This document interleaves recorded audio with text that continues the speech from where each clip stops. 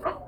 ¿Cuáles son los medicamentos que se tendrían que usar? Hablamos en primer punto del, de los analgésicos de acción central, de los cuales trabajaban siempre a nivel del sistema nervioso central, cómo era el trabajo, qué bloqueaba, ¿no? También hablamos un poco de los tipos de dolor, el dolor agudo, el dolor crónico, dolor neuropático. Entonces son sintomatologías que nosotros vamos a siempre ver en la consulta, ¿ok? Entonces, es algo muy común dentro del manejo de pacientes, pero no siempre vamos a tener que trabajar con esos medicamentos. Ya habríamos hablado la semana pasada que ese tipo de medicamentos se utiliza en el caso el paciente tenga tolerancia a los medicamentos más básicos, ¿no? Y eso está asociado directamente a la condición sistémica del paciente. Si nuestro pacientito sufre de artrosis, de artritis, dolores neuropáticos, dolores neoplásicos, entonces nosotros tenemos que trabajar sobre los medicamentos que ya usa el paciente. No podemos cambiarle de medicación porque ya él va a ser muy tolerante a los básicos. Entonces no vamos a poder controlar la molestia, ¿no? Habíamos hablado también de algunos mediadores químicos, en este caso los eicosanoides, que van a ser derivados de los fosfolípidos de la membrana desde la célula, ¿ya? Y que son enzimas y cofactores presentes en las mismas, ¿no? Y estos eicosanoides van a ser productores de prostaglandinas, tromboxanos y leucotrienos. Ya esto sí, ténganlo bien en claro, porque ahora vamos a hacer la explicación de estos mediadores químicos. Todo eso parte de la síntesis del ácido araquídeo. Ya aquí tenemos un diagrama que nos va a servir para eso. ¿Ya? Entonces el ácido araquidónico, al sintetizarse o al empezar su acción, va a sintetizar tres tipos de mediadores químicos. ¿Ya? El primero y el más común se llaman prostaglandinas. El segundo son los leucotrienos y el tercero son los tromboxanos. ¿Ya? Pero nosotros nos vamos a centrar en el punto más importante de la acción de los antiinflamatorios, que es la síntesis de prostaglandinas. Entonces, cuando se produce un proceso inflamatorio, el ácido araquidónico empieza a sintetizar, empieza a producir prostaglandinas en respuesta al ataque o a la lesión que pueda tener el paciente, ¿no? Entonces, al querer producir prostaglandinas, que son las enzimas que están presentes dentro de un proceso inflamatorio, dentro de estas prostaglandinas tenemos dos tipos, ¿ya? La primera es la ciclooxigenasa 1 o COX-1 se le llama, como está acá, ciclooxigenasa 1 o COX-1. Y después es la ciclooxigenasa 2 o COX-2, ¿no? A este nivel actúan los AINES y los corticoides, sintetizando o eliminando la producción de las ciclooxigenasas 1 y 2. ¿Ya? Entonces, si en el examen se le pregunta qué acción tienen o a qué nivel actúan los antiinflamatorios no esteroideos, entonces ustedes van a responder simplemente evitando la síntesis de prostaglandinas o evitando la síntesis de la ciclooxigenasa 1 y 2, un ejemplo, ¿no? Entonces los AINES, que son los que vamos a ver ahora, inhiben tanto la ciclooxigenasa 1 y 2. Y aquí viene el problema. Inhibiendo la ciclooxigenasa 1, ya el paciente tiene una producción o produce más ácido gástrico. Por ende, el paciente con gastritis tiene mayor complicación al inhibir la ciclooxigenasa 1, que eso se encuentra en los tejidos, o prostaglandinas en procesos de homeostasia, o también tiene una función de producir mayor cantidad de ácido gástrico. Al sintetizar o al inhibir a la ciclooxigenasa 1, el paciente produce más acidez. Entonces ahí viene la contraindicación de los AINES. Los AINES están contraindicados en pacientes, por decir, con gastritis crónica. ¿Por qué? Porque ellos ya tienen un medio ácido en el estómago y nosotros le podemos producir mayor molestia si medicamos mal. Los corticoides también actúan a nivel tanto de la ciclooxigenasa 1 y 2, pero hay unos medicamentos que se llaman los COXIF, que son los inhibidores selectivos solo de la ciclooxigenasa 2. Si en el examen se les pregunta cuál de las ciclooxigenasas da los estímulos inflamatorios, entonces sería la ciclooxigenasa 2. ¿Y cuáles son los medicamentos que actúan a ese nivel? Pues los COXIF. Ahí tenemos el Celecoxib, el Heterocoxib, ¿no? Los más comunes que vamos a utilizar. Los nombres comerciales son Caritar, Arcoxia. No son medicamentos que nosotros usamos mucho porque a veces nuestro padecimiento inflamatorio es muy invasivo y los AINES no podemos prescribirlos, particularmente yo no lo hago mayor a 3 días, ¿no? Justamente por el problema de que no controla el tema de la acidez estomacal. Después de eso, después que el ácido araquidónico, por decir, sintetiza las prostaglandinas, gracias a la acción de la tromboxano sintetiza los tromboxanos. Y estos tromboxanos están muy presentes en el tema de la coagulación. Ya lo vamos a ver cuando llevemos anticoagulantes. Estos tromboxanos actúan a nivel de la producción del tapón, de la formación del coágulo. ¿No? Es un mediador químico que hace actuar a ciertos componentes para la coagulación. Al margen de las prostaglandinas, también el ácido araquidónico sintetiza las lipoxigenasas, con siglas LOX, concretamente las 5-LOX. Esta llega a sintetizar los leucotrienos, que también es otro mediador químico, que es un potente broncoconstrictor, ¿no? Entonces, si nosotros trabajamos muy distintamente, muy responsablemente las dosis, podemos producir una anafilaxia o un broncoespasmo muy severo. Para eso tenemos los antileucotrienos o los broncodilatadores, ¿no? Ahora, les vuelvo a repetir, el ácido araquidónico sintetiza la prostaglandina a nivel de 2 enzimas, que son la COX-1, de 2 mediadores químicos, la COX-1 y la COX-2. Entonces debemos entender que a ese nivel actúan los AINES. Si no se producen prostaglandinas, si las prostaglandinas no son sintetizadas o no son creadas en el cuerpo, no hay un proceso inflamatorio. Entonces estos medicamentos actúan antes de, ¿no? Ya sea a nivel de los 2 COX o de la COX-2 simplemente. ¿Ya? Entonces estos eicosanoides, como el ácido araquidónico, influyen mucho en las funciones del organismo. ¿Ya? Sus acciones pueden ser aumentadas por diversos estímulos y diversas enfermedades. ¿A qué nivel actúa? A nivel cardiovascular, a nivel de la agregación plaquetaria. He ahí las funciones de los AINES, que ya lo vamos a ver ahora, en la respuesta inmune, en el sistema de filtración glomerular, a nivel renal, en el sistema reproductor, tanto el sistema hormonal, nervioso. Estos eicosanoides están casi en todo lo que son los sistemas de nuestro cuerpo y en todas las respuestas, tanto inmunes como inflamatorias en defensa que tiene nuestro cuerpo, ¿ya?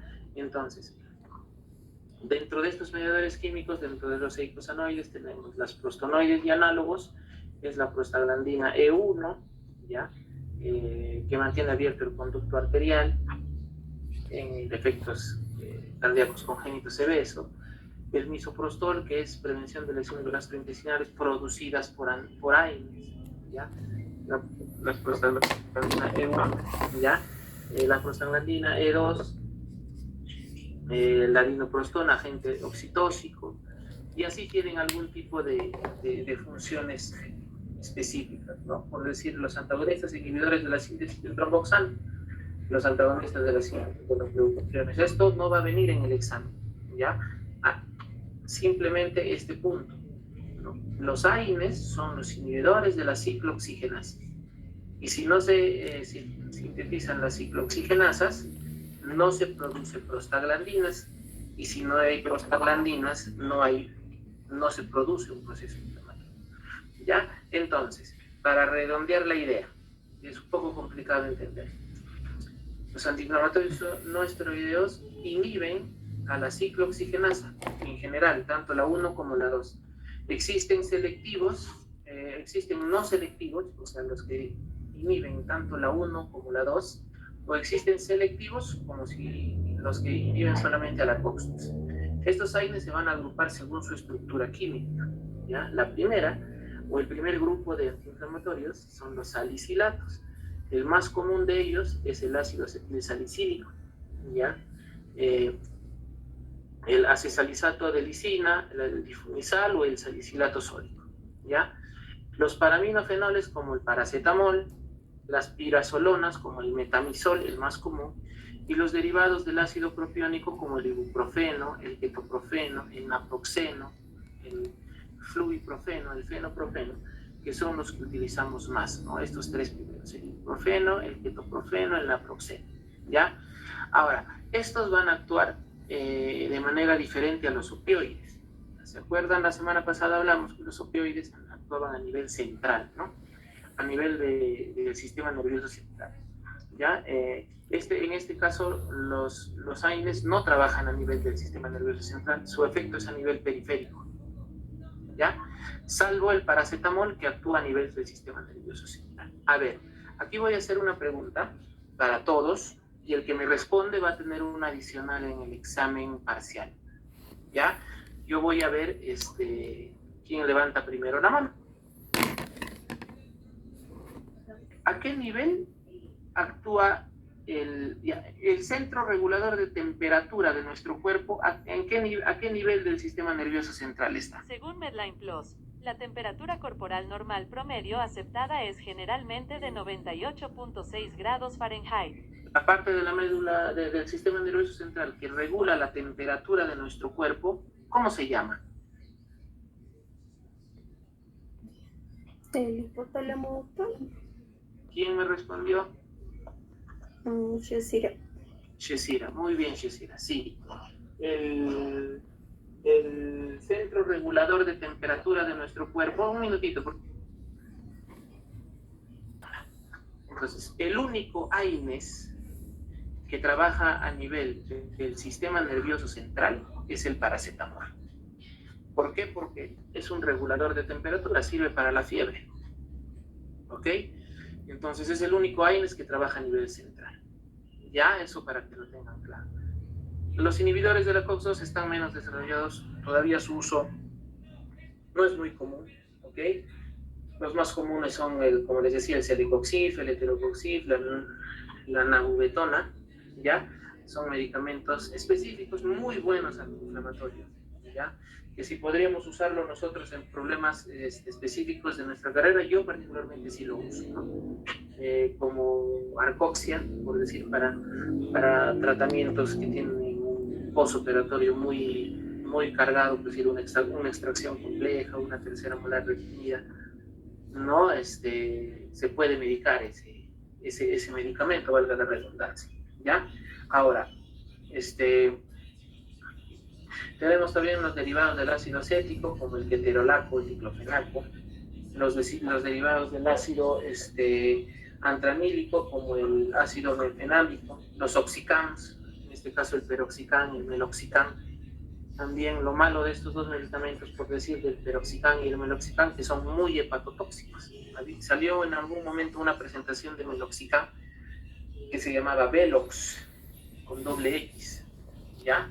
Era muy buen antiinflamatorio, muy bueno, pero lamentablemente tenía ciertos problemas con el tema del metabolismo. Trabajaba mucho a nivel hepático y hubo ciertos problemas con algunos pacientes y por eso su uso como que se está controlando ahora, ¿ya?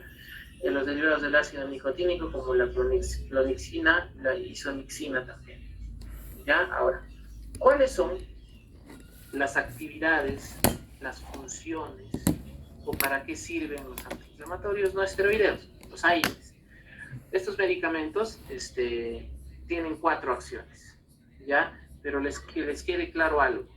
No es que actúen los 4 del mismo nivel o tengan la eficacia de las 4 acciones. Ya siempre hay uno que tiene mayor actividad que otro. Por decir, hay una actividad analgésica de intensidad moderada o inferior a los opiáceos, ¿ya? mayor potencia analgésica, con el ketorolaco y el metamizol, seguidos del ácido acetilsalicílico y por último el paracetamol. O sea, ¿qué quiere decir? Para un tema doloroso, para una sintomatología dolorosa estricta, por decir, el paracetamol no nos puede ayudar mucho. El ketorolaco sí, porque tiene mayor acción analgésica. El metamizol también. El metamizol más diclofenaco, por decir, normalmente se pone postoperatorio, después de una cirugía, porque es una combinación es una bomba analgésica muy buena, ¿no? Para evitar que el paciente tenga molestias después del procedimiento. También hay una actividad o una acción antitérmica o antipirética o para la fiebre, ¿ya? Cuando la temperatura está elevada como consecuencia de la prostaglandina E2, que actúa sobre el hipotálamo, como su compañera Shesira lo dijo, los más potentes, ¿cuáles son? El metamizol, el ácido acetilsalicílico, ¿ya? Ni el mismo paracetamol está dentro de esta clasificación o de este grupo, porque su acción en picos de fiebre muy altos no es tan buena tampoco. No es un medicamento más paliativo, ¿no? Para elevar la temperatura o elevaciones de temperatura o picos pequeños, ¿no? Y los inhibidores de la COX-2 también tienen acción antipirética, ¿ya? Para cuando entramos a la acción antiinflamatoria, actividad inhibidora de la COX, de la ciclooxigenasa, la indometacina, la fenilbutazona, el naproxeno, el ácido acetilsalicílico son los más importantes o los que presentan gran poder antiinflamatorio. Entonces, por decir, tienes una pulpitis, ¿no? A veces dan ketorolaco, sí, pasa el dolor, pero el proceso inflamatorio no se corta mucho. Entonces pasa el efecto de la pastilla y vuelve a doler. Entonces, es mejor recetar un antiinflamatorio. Y por último, pues un antiagregante plaquetario para evitar la formación de trombos, ¿ya? Entonces depende del grado de selectividad sobre la COX-1 o 2, el ácido acetilsalicílico es el más potente antiagregante. Los pacientes que tienen problemas de trombosis, por decir, toman la cardioaspirina de 10 miligramos, ese es ácido acetilsalicílico. ¿Ya? Y sin embargo, por decir, el paracetamol no posee esta acción, ¿se dan cuenta? Entonces no podemos pretender entender que todos los AINES funcionan para todo. Hay ciertas características, hay ciertas acciones que tienen en la medida de que se necesite algo específico, podemos elegir nosotros. ¿Qué características tiene? Hay de cualquier vía. Hay intramuscular, hay vía oral, hay vía tópica de las presentaciones de los AINES. Se unen a más del 90% de proteínas plasmáticas, o sea, tienen una buena distribución. Presentan volúmenes de distribución bajos cuando baja el pico del tiempo de vida media, ¿no? Por eso es que estos medicamentos se dan cada 8 horas. No hay antiinflamatorio que se dé cada 12, ¿no? ¿Por qué? Porque se unen mucho proteínas plasmáticas, pero el volumen de distribución es bajo, ¿no? O sea, baja mucho la concentración rápida. Se metabolizan por vía hepática y excretan por vía renal. Entonces eso siempre hay que tener presente. ¿Cuáles son los efectos adversos? A nivel gastrointestinal puede haber pirosis, dispepsia, diarrea, estreñimiento en algunos casos. En casos graves puede haber úlceras y hemorragia gástrica, por lo que les comentaba, efectos de la inhibición del COX-1, ¿ya? Más frecuente en pacientes adultos mayores, asociación a la bomba de protones del antihistamínicos H2, ¿ya? O sea, en pacientes muy adultos puede haber un tipo de reacción hacia el efecto de este. Los más gastrolesivos o los medicamentos que hacen más daño a nivel del estómago es el piroxicam, el ketorolaco, el ácido acetilsalicílico, el naproxeno, el diclofenaco, ¿no? Los menos lesivos el metamizol, el paracetamol, el ibuprofeno, ¿ya? A nivel renal, induce la insuficiencia renal por reducción de la vasodilatación renal, ya el flujo renal y la velocidad de filtración glomerular van a disminuir, ¿ya? Estas pueden manifestarse tanto de forma aguda como crónica. Las más lesivas son el ketoprofeno, el fenoprofeno, la fenilbutazona. Los menos lesivos son el ibuprofeno, el diclofenaco, ¿no? Que son medicamentos. Todo medicamento, chicos, tiene un efecto secundario. ya tiene un problema, ataca algún sistema, ya, pero tenemos que saber bien primero cuál de ellos y a qué nivel va a actuar, ¿ya? Entonces, a nivel de cuando hay hipersensibilidad, puede haber erupciones a nivel de la piel, urticaria, angioedema, rinitis también. Hay alteraciones hematológicas también. Con el metamizol y diclofenaco hay alteraciones hematológicas. A nivel del hígado, con el ácido acetilsalicílico, hay un síndrome de Rey, ¿no? El diclofenaco y paracetamol también. A nivel hepático, muchos no aconsejan en el embarazo y la lactancia, y yo estoy de acuerdo en eso. Ya cuando hablemos de complicaciones por el uso de medicamentos en el embarazo, ahí vamos a ver, ¿ya? Las interacciones entre ellos son muy importantes, ¿ya? O sea, si nosotros empezamos a mezclar medicamentos, por decir, el metamizol más diclofenaco se hace muy analgésico, diclofenaco y dexametasona se hace muy antiinflamatorio, ¿no?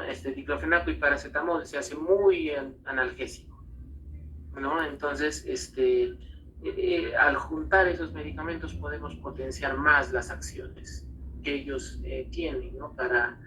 para el beneficio del paciente.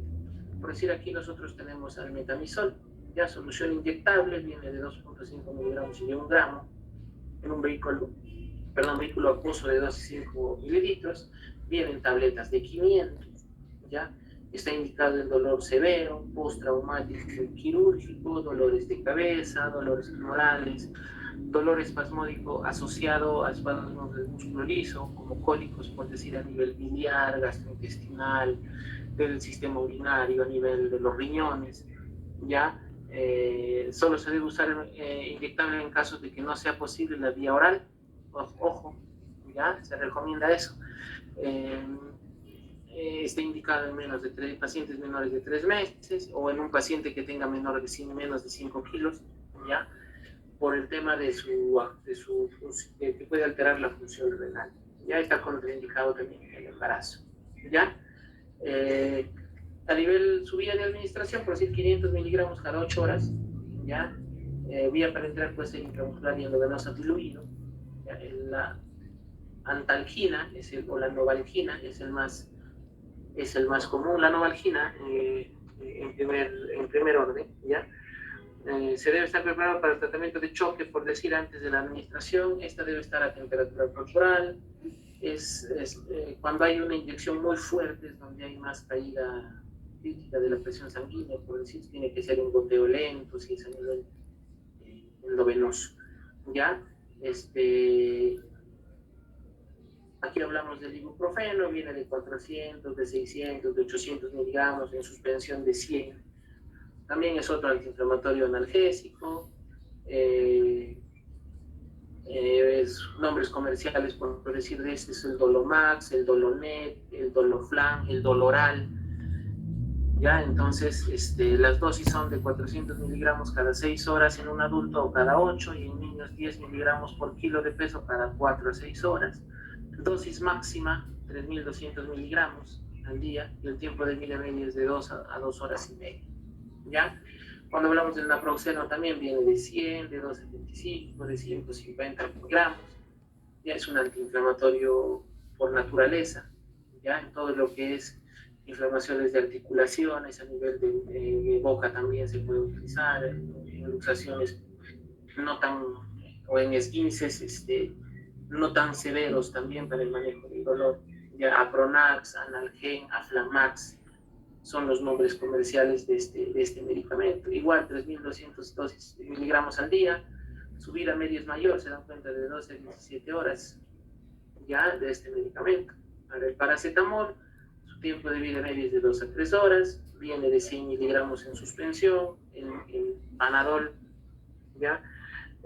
Tanto en pastilla como en suspensión. Analgésico básico, antipirético por excelencia, ¿no? Para controlar el tema de la fiebre en los niños, más que nada. Ya tampoco se debe administrar por periodos largos. Ninguno de los AINES se tiene que prescribir por periodos de tiempo largos. Ya nos vamos a evitar muchos problemas. Y si es posible no usarlo en gestantes, también sería excelente. ¿Ya? Ahora, ¿cuál es la dosis de administración? Por decir aquí es más específico, ¿no?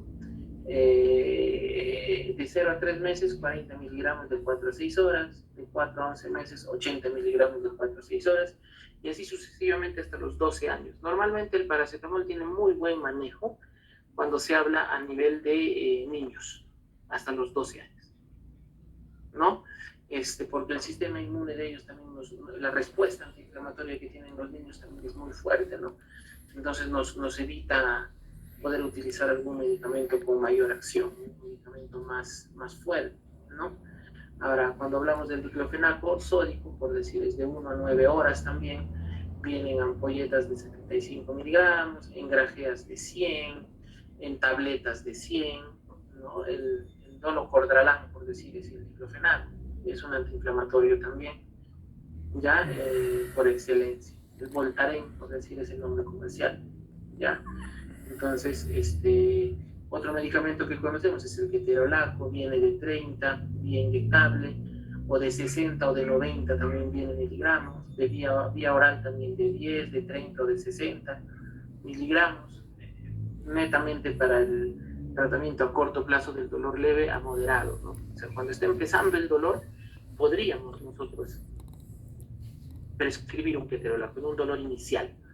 Pero si es un dolor muy crónico, ya que tiene mucho antecedente, no nos va a servir de mucho. El paciente le va a controlar un poco la molestia, pero de ahí ya no va a tener mayor acción, ¿no? El paciente no se va a sentir poco. Nombres comerciales, en Genfar viene el ketorolaco, analgese, ¿no? Que es el más común. Y aquí hay un medicamento que es muy bueno, que yo lo uso mucho, se llama clonicinato de lisina. Esto viene solamente en marca comercial. Este sí tiene doble acción, es analgésico y antiinflamatorio, ¿ya?